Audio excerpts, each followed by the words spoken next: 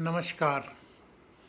मैं आज आपको बताने जा रहा हूँ कि 27 सितंबर से बुध ग्रह जो कि अभी 22 तारीख को तुला राशि में आए थे संचार के दौरान, वो भी वक्री हो रहे हैं, यानी कि रेट्रोग्रेड मोशन में आ रहे हैं। और इस तरह से शनि ग्रह पहले से ही वक्री हैं, रेट्रोग्रेड हैं। बृहस्पति जुपिटर ग्रह पहले से ही रेट्रोग्रेड हैं और इसके साथ साथ राहु केतु हमेशा वक्री रहते ही हैं, यानी वो भी रेट्रोग्रेड हैं 5। और इसके साथ साथ 3 ग्रह आउटर स्पेस के, प्लूटो जो कि रीबर्थ और डेथ के कारक ग्रह हैं, वो भी रेट्रोग्रेड चल रहे हैं मकर राशि से। इसी तरह से दूसरे नेपच्यून और यूरेनस, वो दोनों ग्रह भी आज की तारीख में रेट्रोग्रेड चल रहे हैं कुंभ और मेष राशि से। अब मैं ये बताना चाहता हूँ आपको कि 12 में से, यानी कि 9 प्लैनेट ये और 3 आउटर स्पेस के, तो 12 ग्रहों में से 8 ग्रह 27 सितंबर से रेट्रोग्रेड पोजीशन में होंगे। अब मरकरी जो कि तुला राशि में शुक्र ग्रह के साथ मिलकर लक्ष्मी नारायण योग बना रहे थे, वो रेट्रोग्रेड होने के बाद वही चीज़ यानी डिमिनिश होगी। डिमिनिश मीन्स डाइल्यूट होगी और उससे उसका कोई अच्छा सा असर देखने को नहीं मिलेगा। रेट्रोग्रेशन के दौरान कोई ग्रह अच्छा प्रभाव नहीं देता, ये हमेशा ही देखने में आया है। ये संसार के लिए है, सारे संसार के लिए जो परेशानियां बढ़ रही हैं। अब इस रेट्रोग्रेशन से देखिए, इतने बड़े बड़े ग्रह जब रेट्रोग्रेड मोशन में चल रहे हैं, जो कि हमारे जीवन का, जन्म और से लेकर मरण तक का सारा फैसला करते हैं कर्मों-अनुसार, और वो ग्रह यानी चाहे वो धन से संबंधित है, चाहे वो व्यापार से संबंधित है, चाहे वो जीवन मरण से या हेल्थ से संबंधित है। अब बुध ग्रह भी 27 तारीख से रेट्रोग्रेड हो रहे हैं। बुध ग्रह जब कुप्रभाव डालते हैं तो उससे क्या है कि हेल्थ डिजीज़, जिनकी कुंडली में बुध ग्रह ठीक नहीं बैठे तो वो उनकी बढ़ने की संभावना हो जाती है। जैसे स्किन डिजीज़ है आपकी और नर्वस सिस्टम है आपके, तो इनको कंट्रोल करते हैं बुध ग्रह।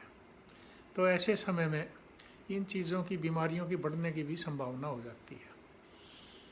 और उसी तरह से दूसरे ग्रह हैं, किसी का किसी चीज़ पे शनि ग्रह है उसका अलग प्रभाव है, बृहस्पति ग्रह का जो है उसका अलग प्रभाव है।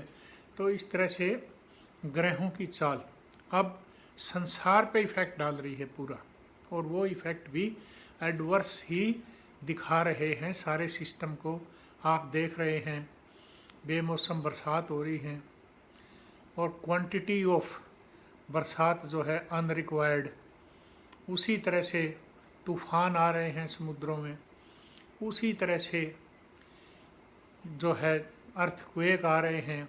अभी पीछे ऑस्ट्रेलिया में आया, उससे पीछे दूसरे देशों में आया, इस तरह से आ रहे हैं। यानी कि सारा सिस्टम अपसेट हो रहा है, नेचुरल कैलामिटीज़ डेवलप ज़्यादा हो रही हैं। 2020 में सूर्य ग्रहण लगे थे, उसके बाद भी ऐसी सिचुएशन कुछ पैदा हुई थी। अब उसी तरह से ये चीज़ें पैदा हो रही हैं।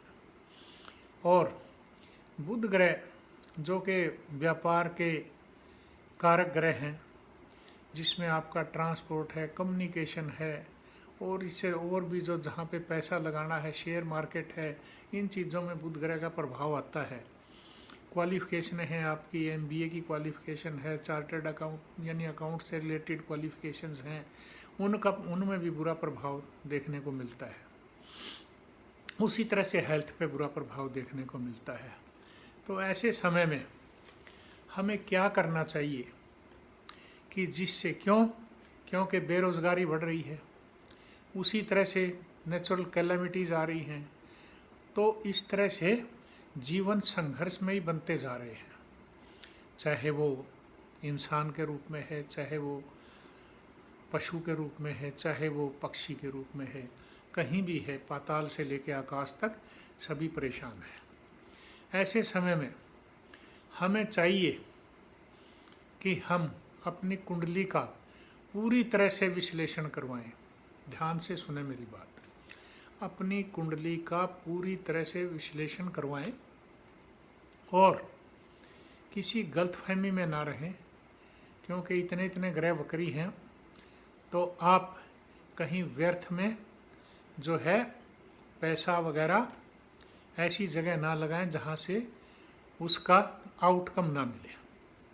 सोच समझ के ही आप पैसे का धन उपार्जन करें और उसी तरह से सोच समझ के अपना स्वास्थ्य का ध्यान रखें।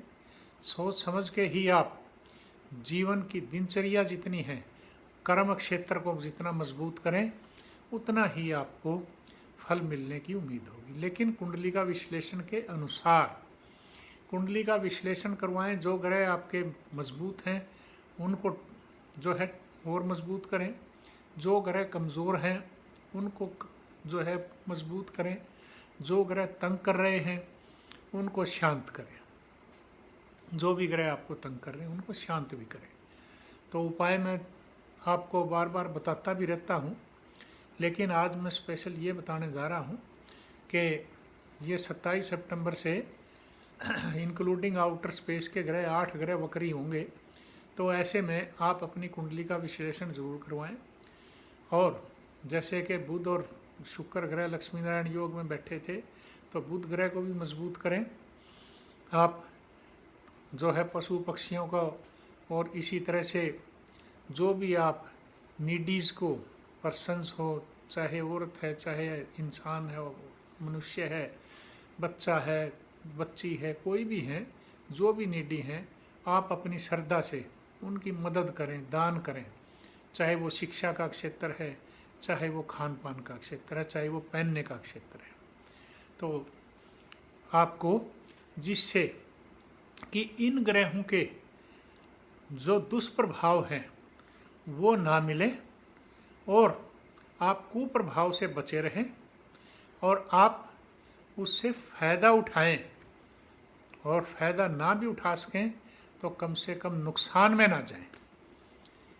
और जितना आप कर्म करेंगे उसके साथ साथ आप दान पुण्य करेंगे तो वो आपको फ़ायदा ही होगा। और इसके साथ साथ सर्वशक्तिमान उस ईश्वर को ज़रूर याद करें, उसका जितना हो सकता है मनन करें, ध्यान करें, ताकि हमें इस बुरे वक्त से निजात मिले और आगे आने वाला समय जो है अच्छा आए, हमारे कर्म अच्छे रहें और जिससे हमें गेंज हो, नुकसान ना हो।